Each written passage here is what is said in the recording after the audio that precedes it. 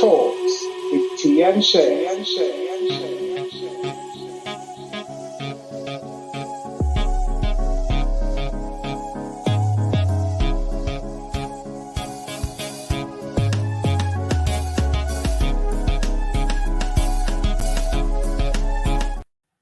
Hello. Hey guys, how you doing?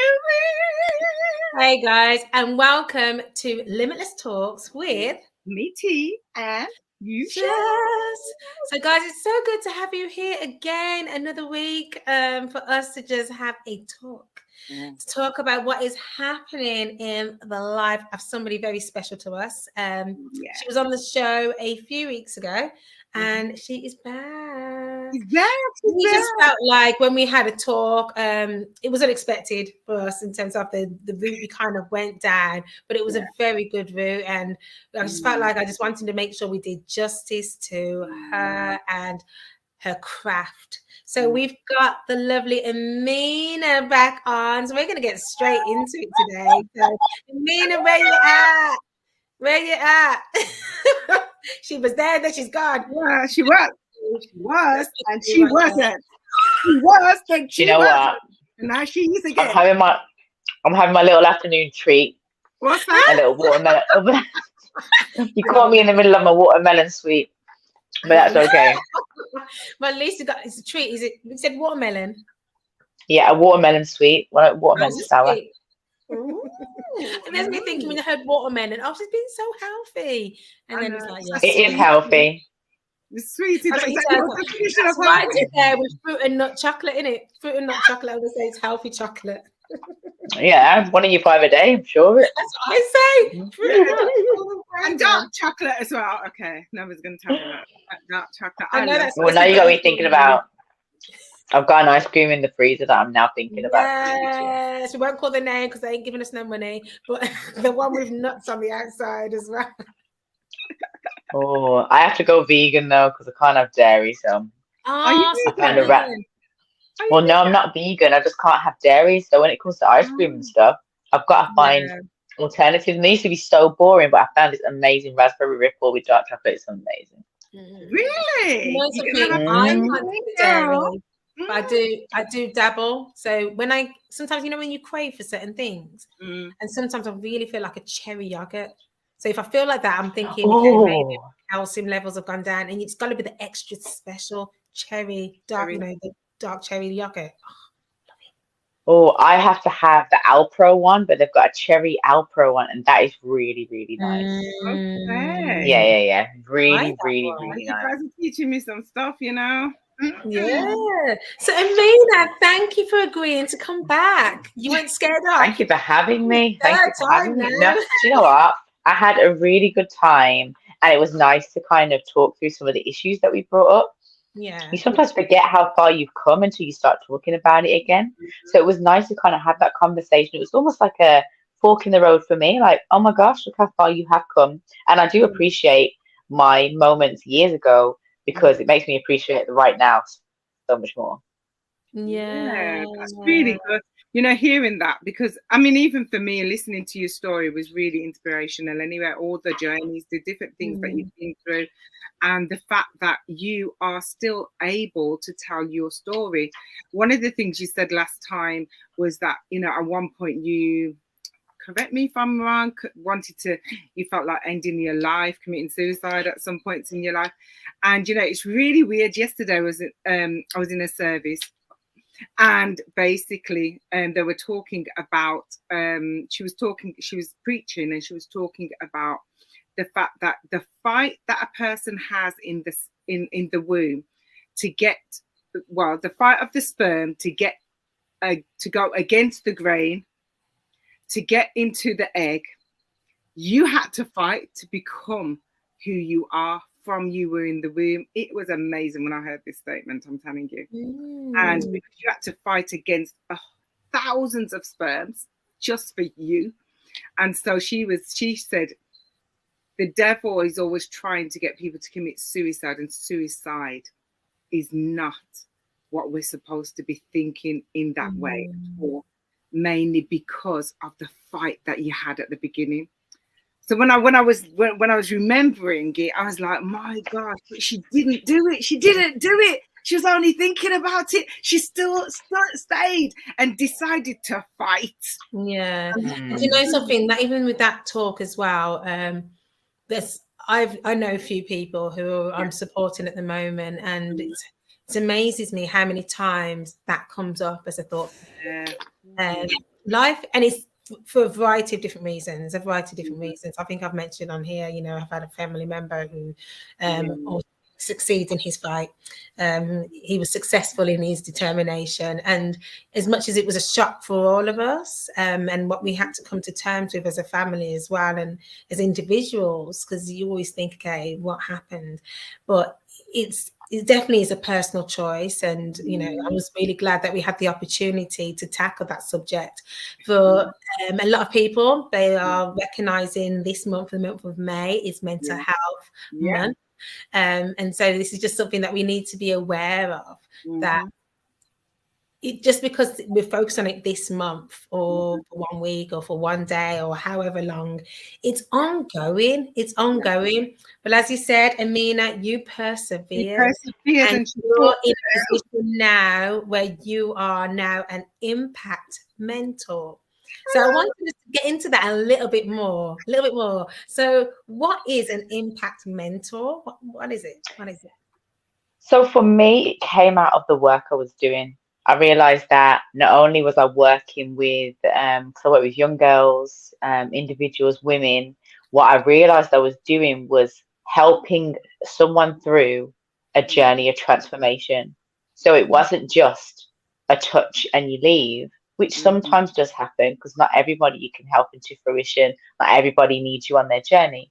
But for those that did need me, I saw a transformation. So I believe that the impact that I had on that person, or I had in that situation, you know, kind of the title was given to me in a sense of based on the experience that I had. And I was like, actually, that fits exactly what I'm doing, because I wasn't about just the inspiration and the, you know, the fluffy talks, which I find a lot of value in because I'm an avid reader and I love YouTube.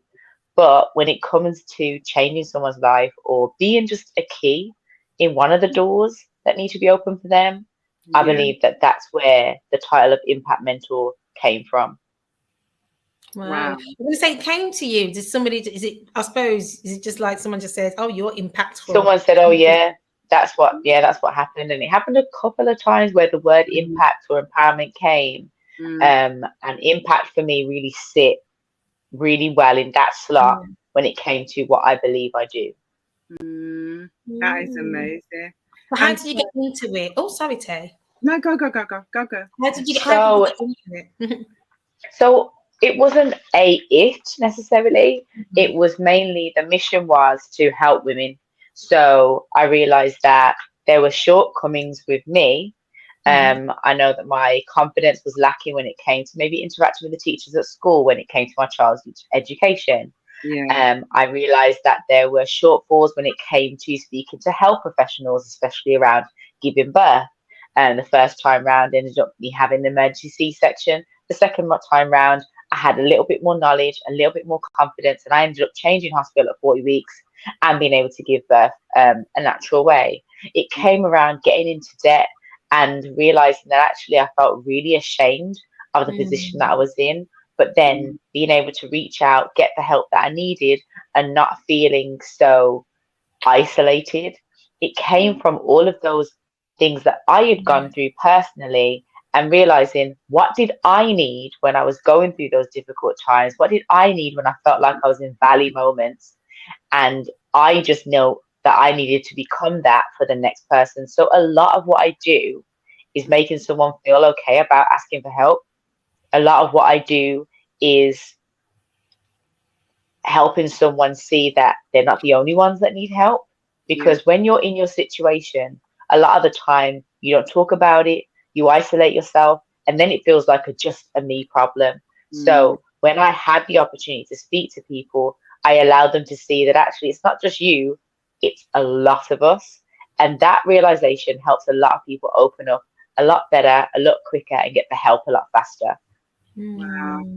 That is really inspiring to hear, to be fair, because what you're doing is taking, and this is people, this is a person that can have impact, and why you have impact is your journey. What we see in society today is that people want to hear a real story. They don't want to hear you can just do it and there's nothing behind what you're saying. So you're saying, actually, I was going through, financially, had no money. I had these different issues that were going on in my life. And now I want to help people to understand that actually you can make it through. You just have to rethink what you're doing. And you just have to do things probably differently.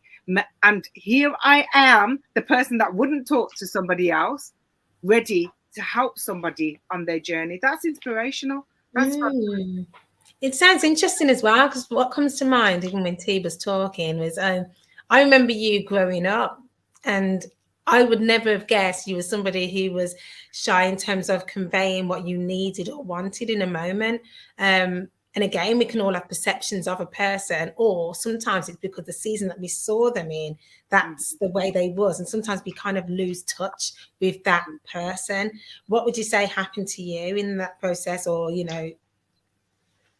I believe that I understand the confidence you saw. And I think a lot of people see me grow up college, school, they saw a confidence. But actually, it was my defense mechanism. When I was growing up, I didn't really feel heard. So at that time, I was one of four. I'm now one of eight. And I was the first one. So I don't know. Sometimes it's the dynamics of where you fall in the line of your siblings, or sometimes how you communicate your needs, or sometimes your parents don't understand how to hear your needs. So I believe that there was just a period of time where it was either no or I wasn't heard. And when I came out of the house, meaning going to college, I realized that I needed to be louder, not for any particular reason, but just be heard. It didn't even matter what it was. So for me, it was a defense mechanism. So I all of a sudden had this confidence, but actually had no real, what is the word? Not relevant, constructive, I think, constructive direction for it. So even though it was there, it didn't serve a real purpose. It was just being loud.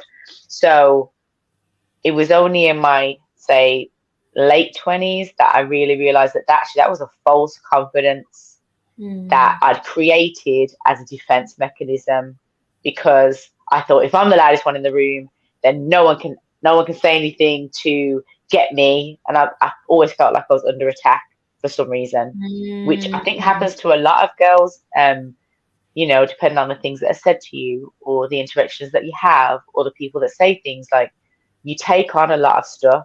And one of the things that I wasn't able to do growing up was find my own voice. So going to college and stuff like that, I listened to everyone else. I didn't know how to use my voice. I didn't know how to trust my voice. So it was almost like if that person said go left, then everyone's going left, and I might as well go left. The one thing I will say, actually, and I'm really grateful for it, was that my nan brought me to church. So one of the things I think I could have been persuaded into is a lot more sex. But I was a virgin for a really long time because I knew some of the word. I knew that some part of it was wrong for some reason, but I had enough education in that space not to be not to be persuaded. So that was the only thing I think the peer pressure didn't push me into early, which I'm forever grateful for. Like, I'm forever grateful my nan forced me to go to church. Like, I'm forever grateful that I learned Psalms 27 off by heart. Like, forever grateful, because I know that could have been a whole other story. I could have probably been pregnant quicker. I probably could have been a mom earlier. Like, all of those things could have been possibilities for me. So alongside my nan taking me to church, alongside my mom, you know, we were very protected. Maybe not heard, but we were protected. For reasons why I think that gave me that personality. So a lot of people think, oh yeah, Amina's really confident, and people still say it. Oh yeah, a lot of people remember me from college just because I was really loud. But it was literally me. It was almost like they say that the peacock throws its feathers up, and we look at it as beautiful. but actually it's a defense. So in their environment, the peacock throwing up its feathers. Yeah, I hope I'm wrong. If I'm wrong, please, guys, message me, tell I me. was going to say, I But know a little bit about peacocks. It's a little peacocking. bit. The It was peacock is the peacocking, male. isn't it? Yeah, it's Yeah. the So it's male, almost you like see, so they show off their feathers to kind of attract the woman. But yeah, attract the woman, but also yeah, intimidate the other males. So, it like is for me, intimidation. It's a dance. yeah. So for me, my loudness was, let me just intimidate you first before you intimidate me. And growing and maturing allowed me to see what that actually was. Because I thought it was confidence too, but I don't think it actually was. I have confidence now, and my confidence now is actually very, very quiet. I don't have to say a lot. Yeah. And that feels a lot more powerful to me. That feels a lot more feminine to me. It feels a lot more accomplished to me. So, I'm glad that I've been able to come through that door to this realization as well. That's it. I was reading actually about the defense personality trait.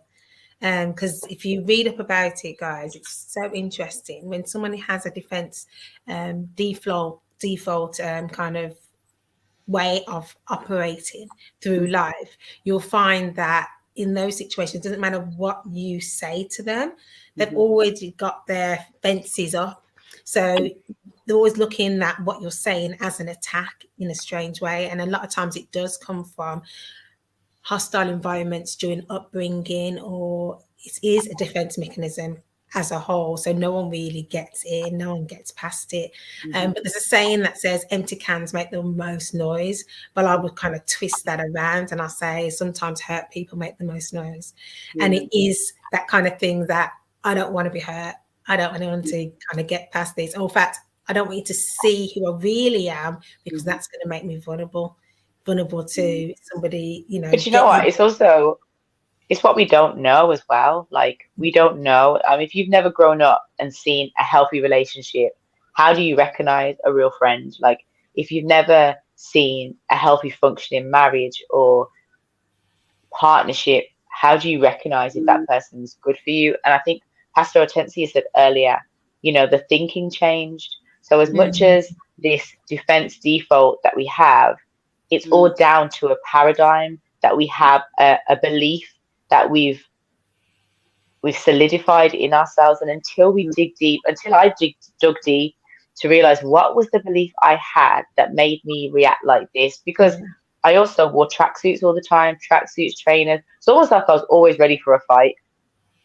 I'm ready to fight, yeah. Like, no, but in all honesty, that was I was ready for a fight, because I was always ready to defend myself.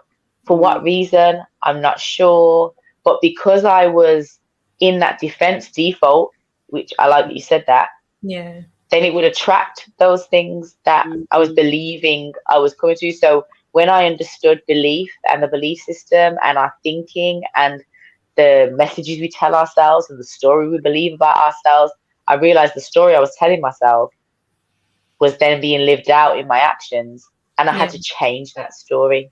That's so important.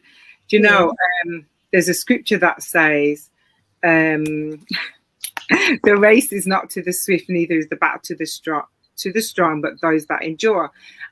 Even listening to you and hearing how you're saying that, actually, I was that person who was, and I want to say to those people out there, Aminah was that person who was the voice in her environment, but it was an insecure voice.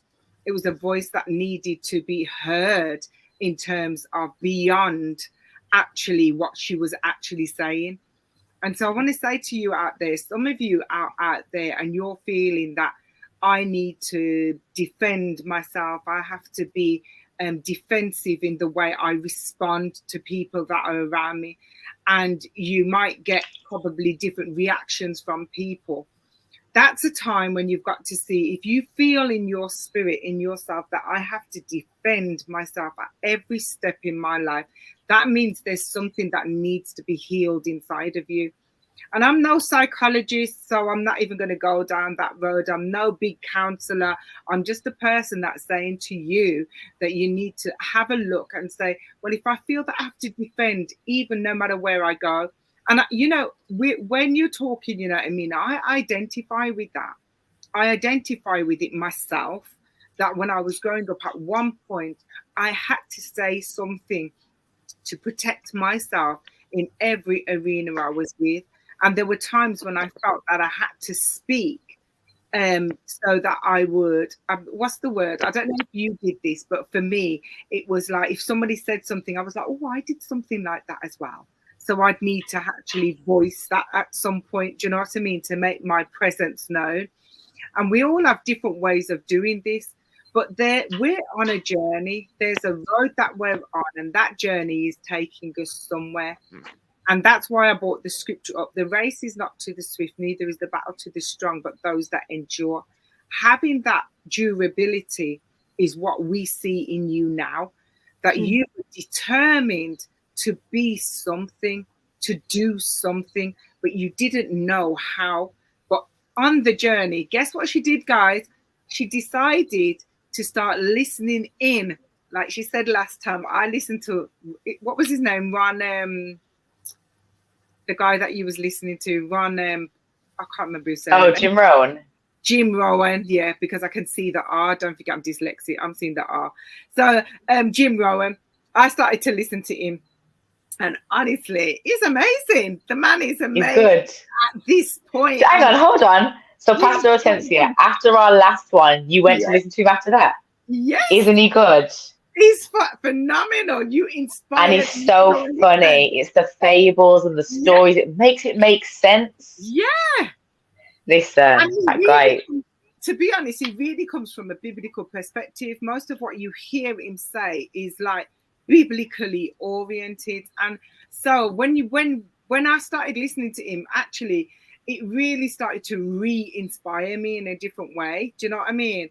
And yeah, we don't always reach there, guys. We don't get there just like, you know, on our own. We don't have to pursue it. And that's what you were saying in a little bit early on. Pursuing on your own, you realize that it wasn't necessarily the best thing.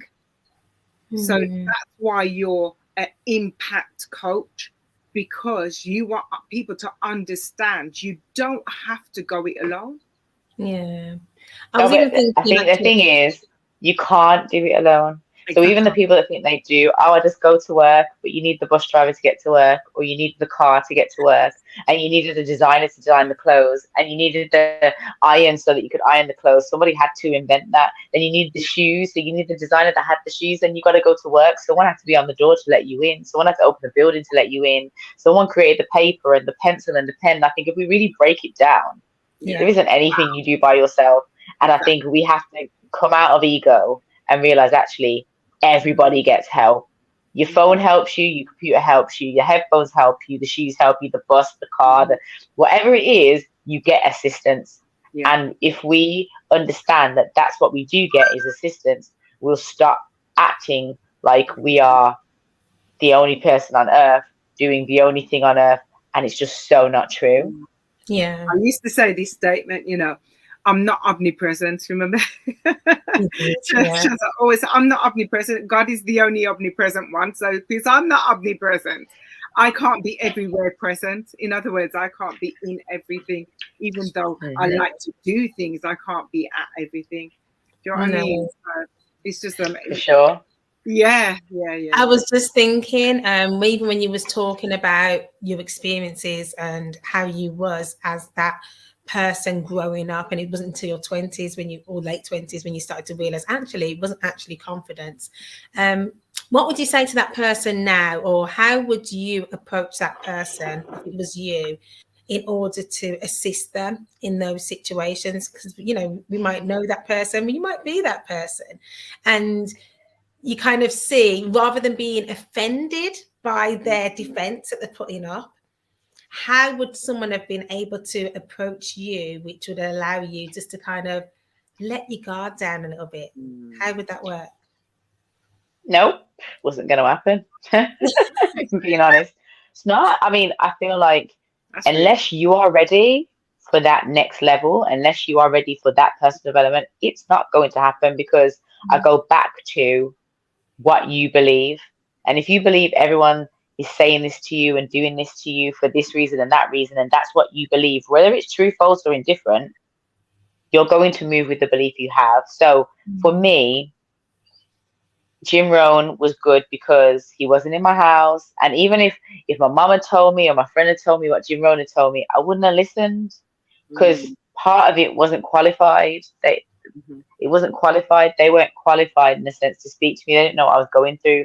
But with Jim Rohn, there was almost like this gap. And someone had introduced it to me. I think sometimes we hear things or see things which then trigger something or plants a seed. And remember, you can't keep digging up the seed every 10 minutes to check if it's growing. You just have to trust that a seed has been planted. And when I work with do you know what? When I work with the teenagers, I'm like, I see it straight away.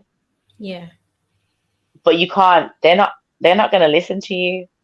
So I feel like what I needed was just someone who was a trusted ear, not someone to tell me that I was wrong, right, or indifferent, just someone that I could trust to listen.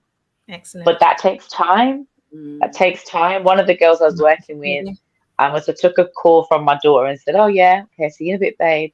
Okay. And this little girl goes, "Oh wow, I wish you were my mom." And I hadn't even said anything. It was just within my demeanor that it was something clearly she needed. And I feel like if we're just being ourselves, our authentic selves, honest with ourselves, like be okay with your own flaws. People that are perfect, people that I got it all together, I was not attracted to those people because I couldn't identify with them. So the people that were more authentically themselves, and you could kind of see the frays and the rips and the tears alongside the love and the compassion, those are the people I was drawn to. So I feel like if you want to connect with someone where you think is far away, or if you're that person, you have to just understand that you're not the only one. And somebody right next to you who you think is the real deal is probably the real deal, but going through just what you're going through as well. And I think for me, understanding that we all fall, we all go to the toilet the same way mostly, we all get naked and get dressed, everyone sweats, everything gets overgrown, everyone's got to go for a wax, whatever, like we're all pretty much the same. And when I realized that, I wasn't intimidated anymore, and I wasn't ashamed or afraid of what I was going through. Yeah. How old was you roughly, if you don't mind me asking, when you started to realize that? Realize what? That you weren't intimidated by anybody, that you were who you were, roughly. I mean, I know it's a process of time, obviously, but you, like you've said, that you were on a journey, you were listening to stuff. When did that penny drop? I think I was introduced to Jim Rohn. Hold on, ladies. Yeah, that's fine.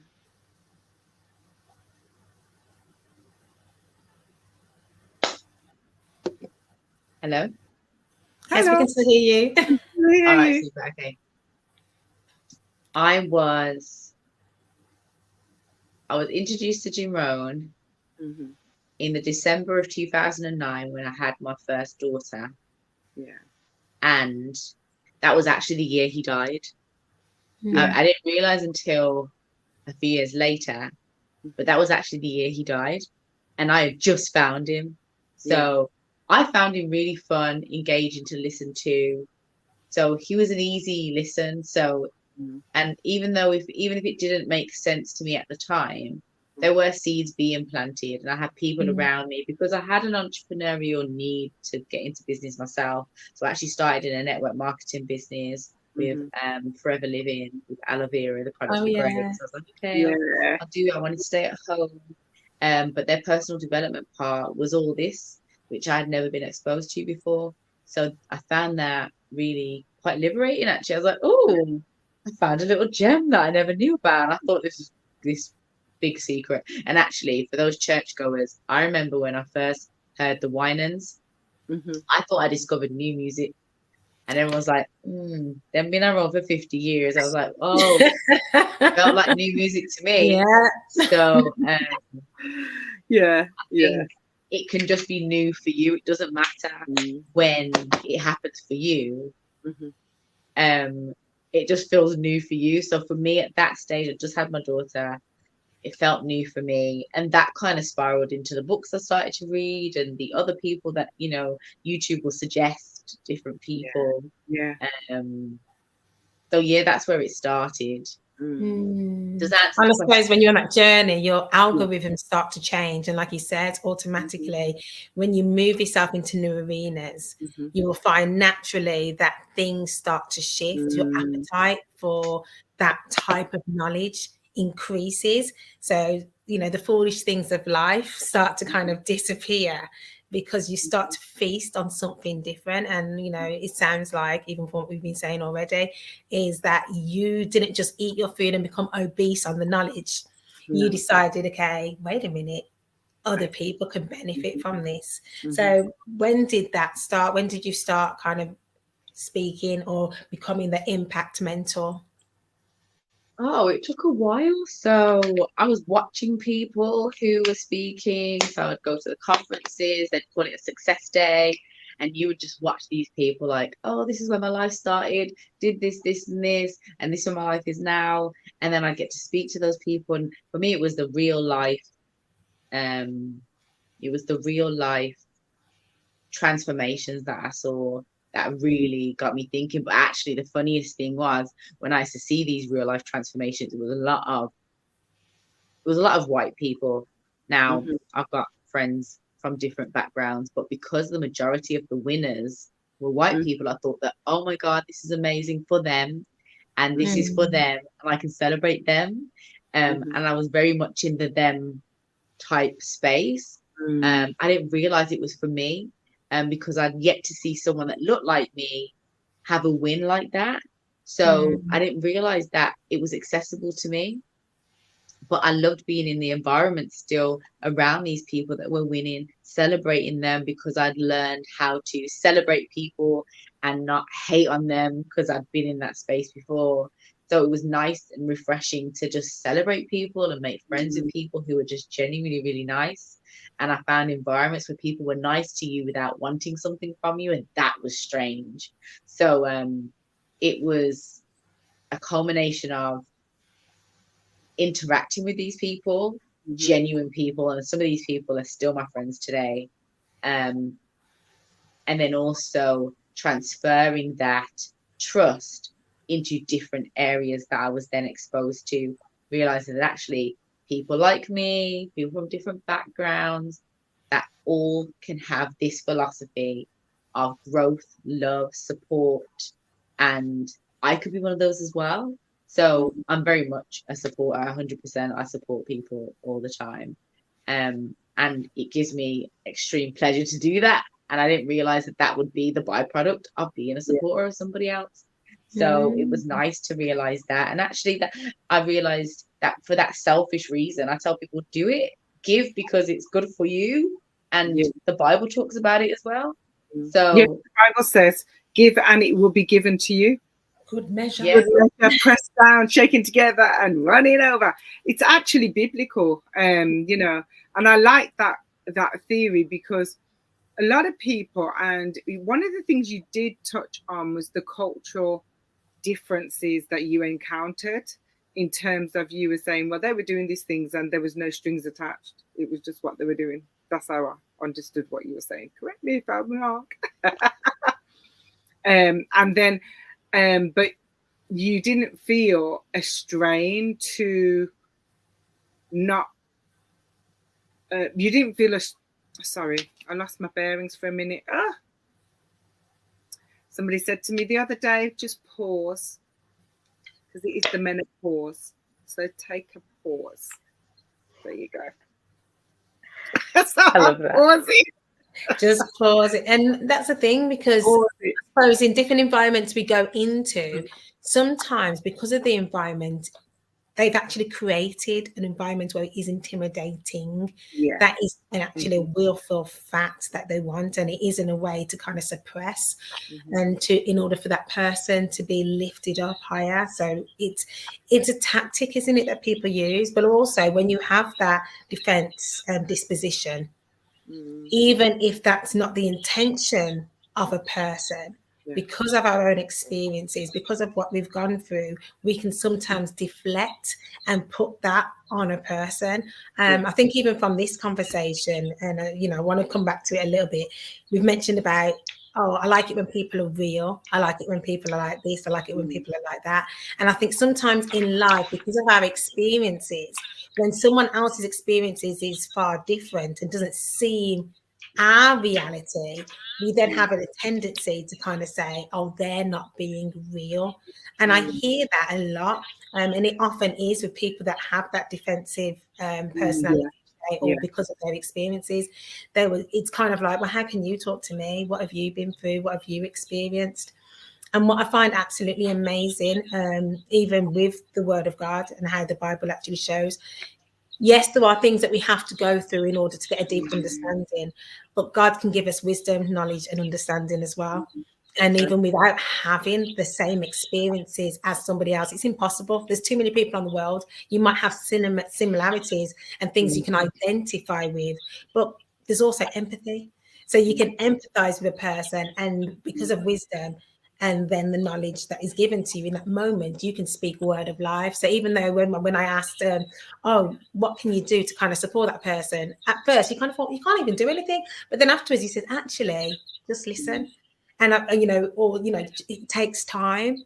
And I think that's with everything, because we go into an environment and we can often make those prejudgments, but as we kind of experience life a bit more, we recognize that we cannot see for a person at face value. Oftentimes, they say statistics is the first 30 seconds, people can form an opinion on a person in a short period of time.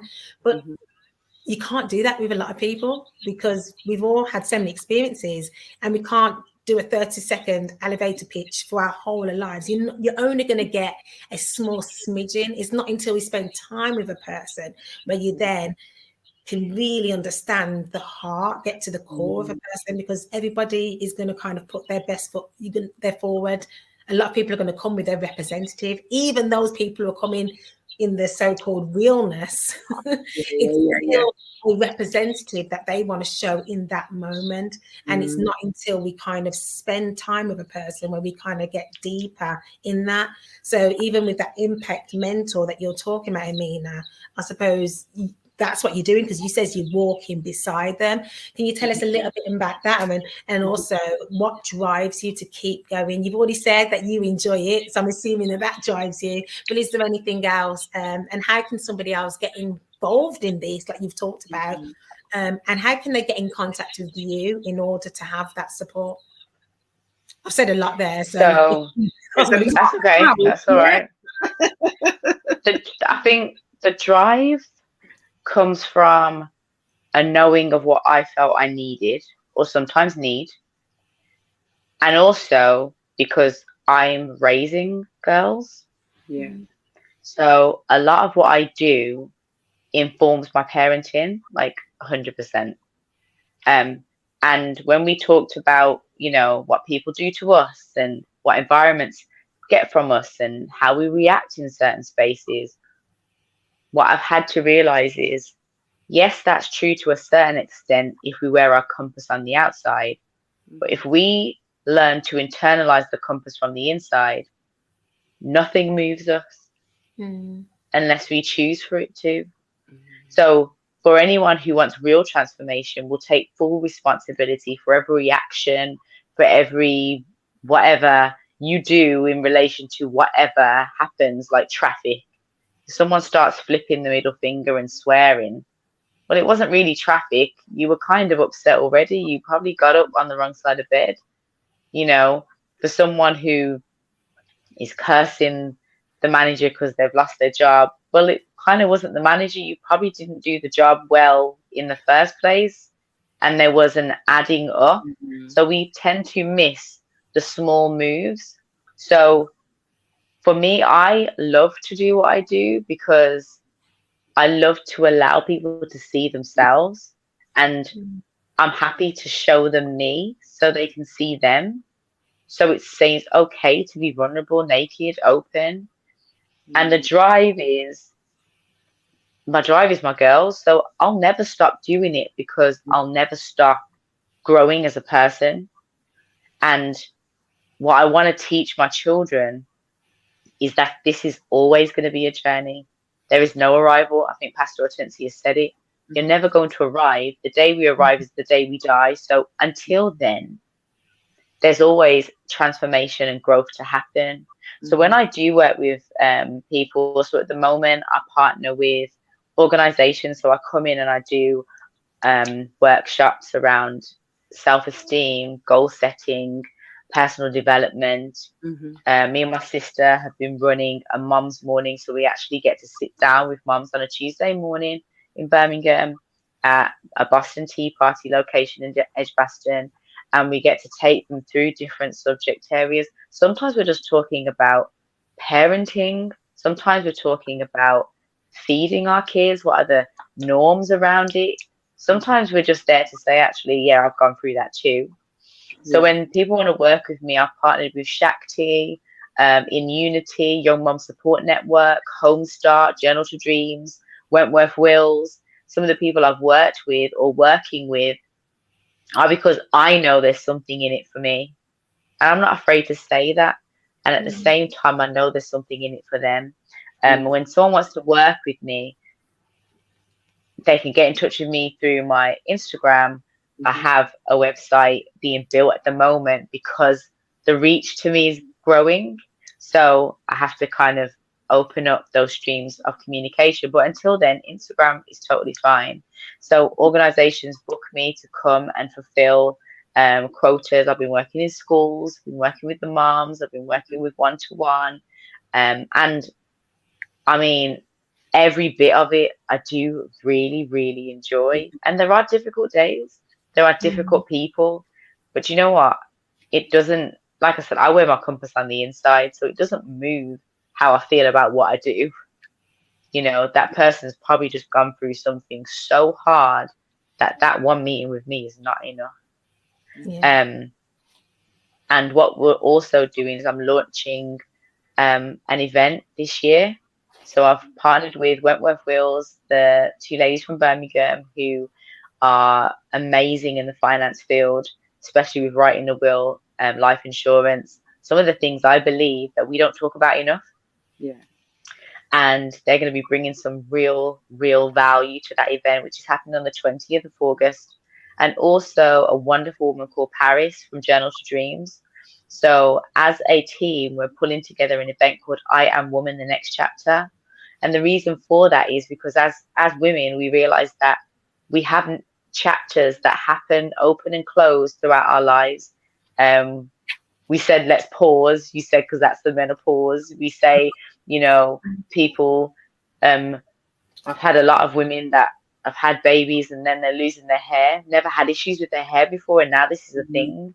We've had women that have lost their jobs or got a job or had children or lost children or have children who have additional needs, which then opens up another thing if you've never been exposed to any of these changes before. So for me and for the women organizing this event, we realized that actually, if we're getting ready for a next chapter, we want to have a toolkit ready for us. So it's going to be based out at Boston Tea Party on the 20th of August.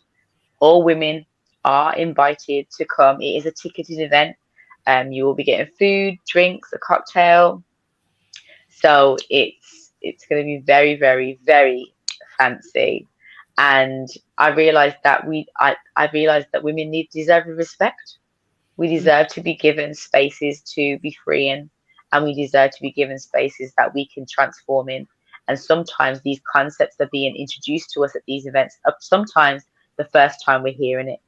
So, you know, writing your will is very important. Life insurance is very important. Have a funeral plan. And we think that these conversations are so morbid, but they're actually more morbid when you're dead, because now someone else has to figure out what your needs are without you being here. And we have to respect our families enough to say, put the plan in place so they can grieve in peace. The amount of GoFundMe pages and fundraisers for dead people that have been happening, and God rest their souls. And this doesn't include children.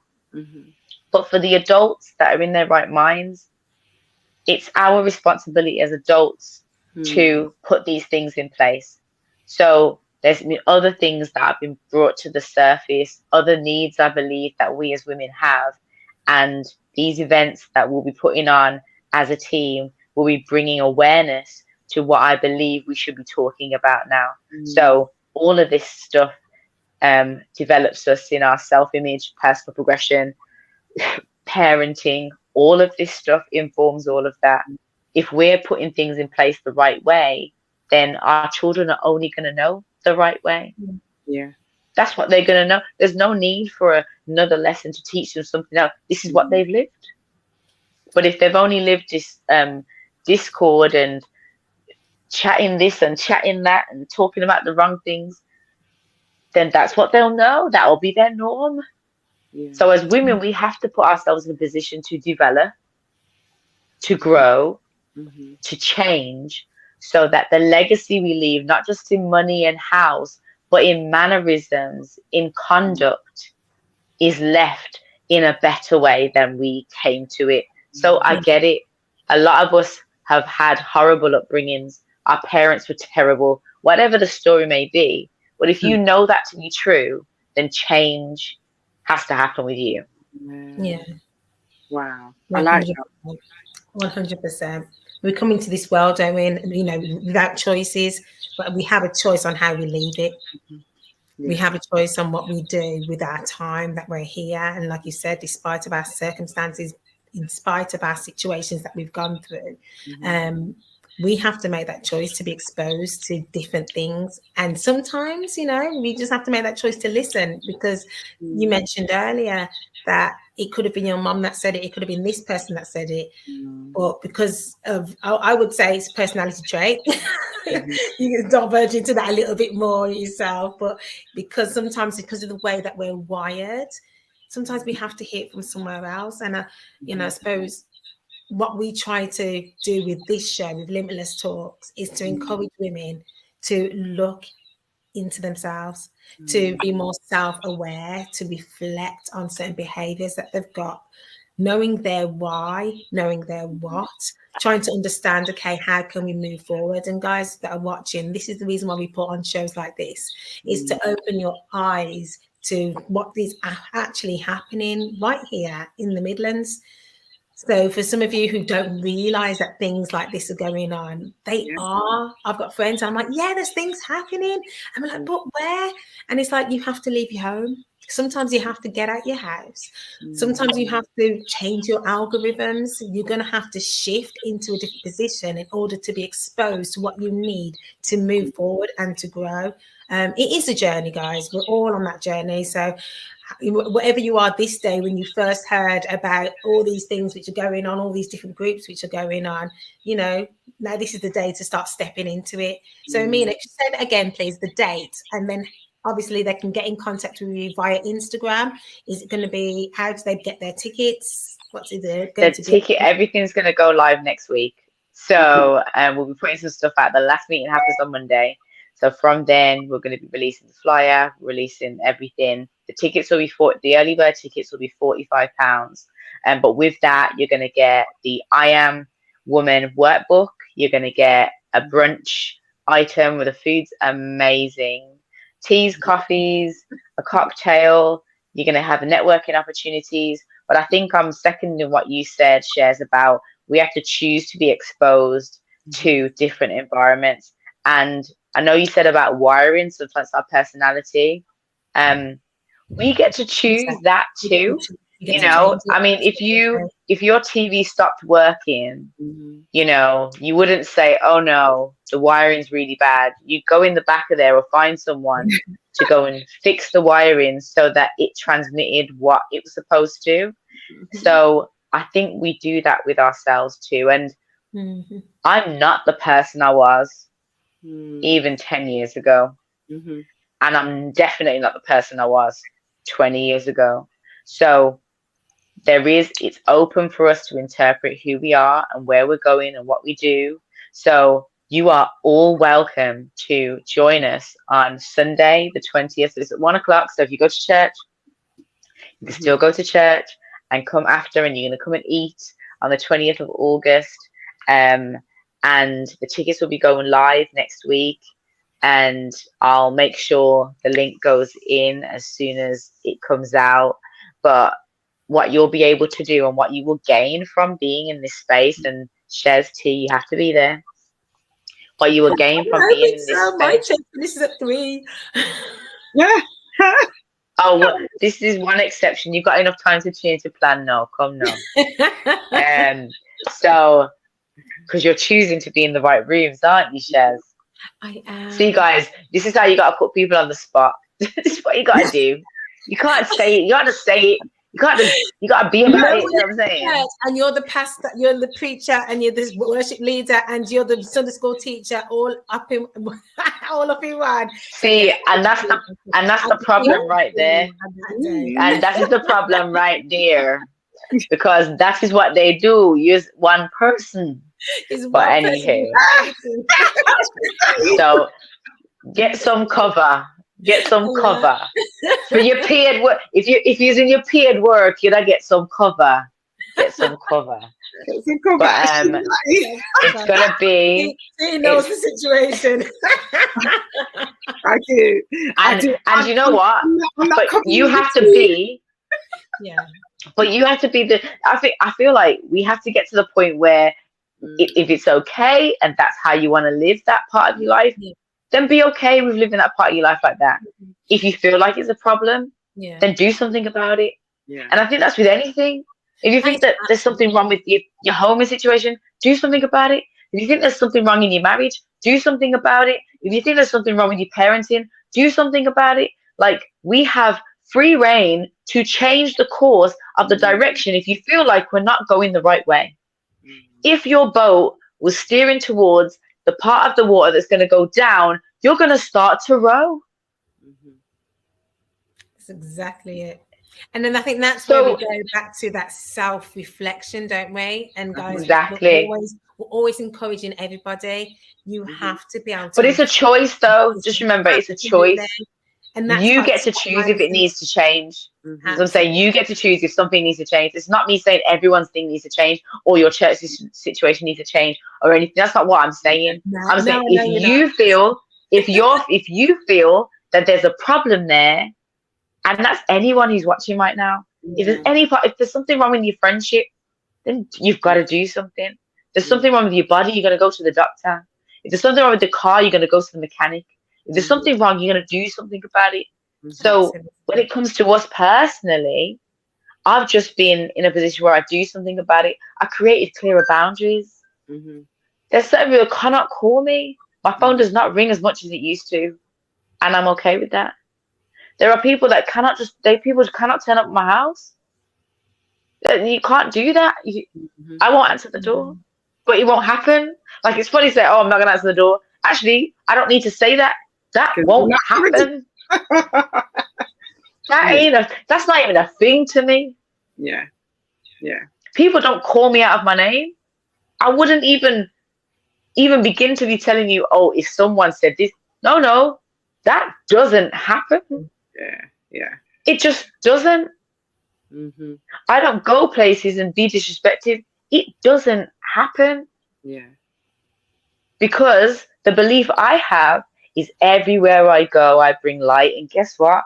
People add to it every time without fail. So when we host this event, shout out to Paris, Charlene, Antoinette, who are on the team with me doing this event on the 20th of August. There's going to be light in the room. It's going to be 1 till 5, 1 o'clock. But food will be around 2:30.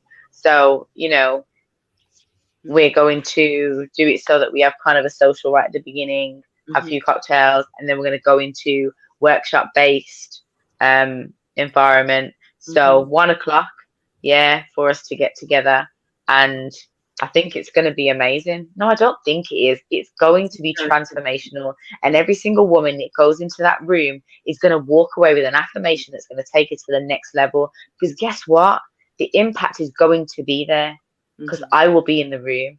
And the women that I'm partnering with are hefty change makers here in the world.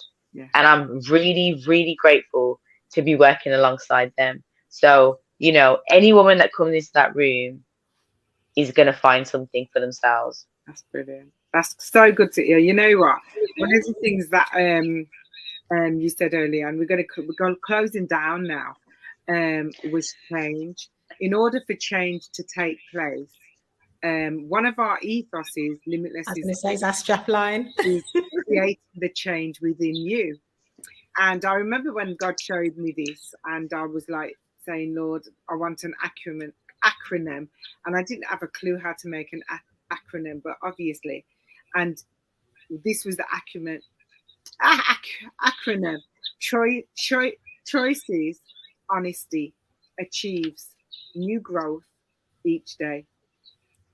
And so literally we've talked on, our first conference was on choices, our second conference was on honesty, and we're going to look at achievements in the next conference, because achieves new growth each day.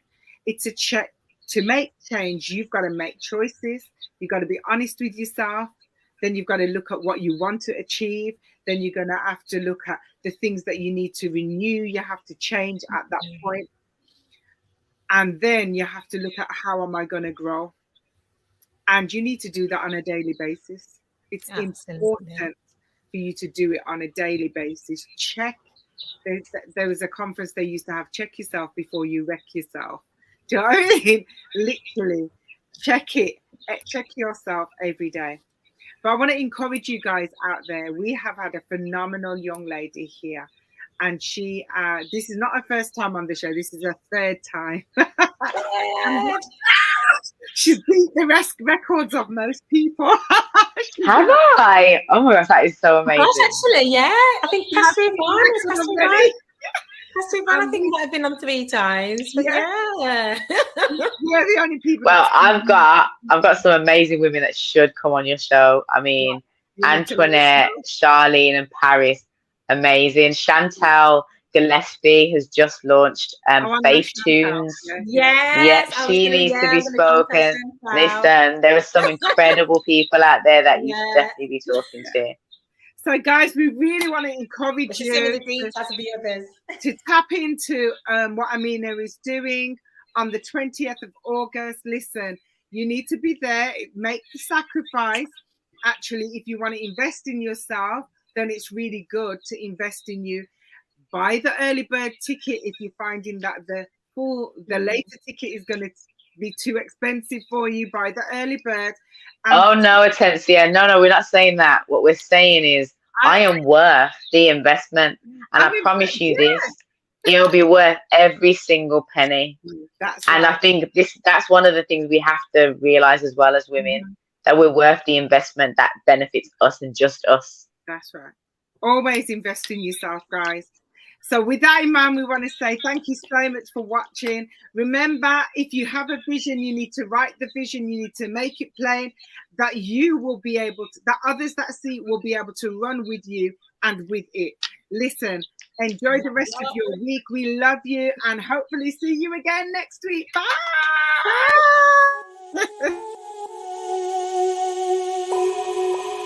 Talks with Shez.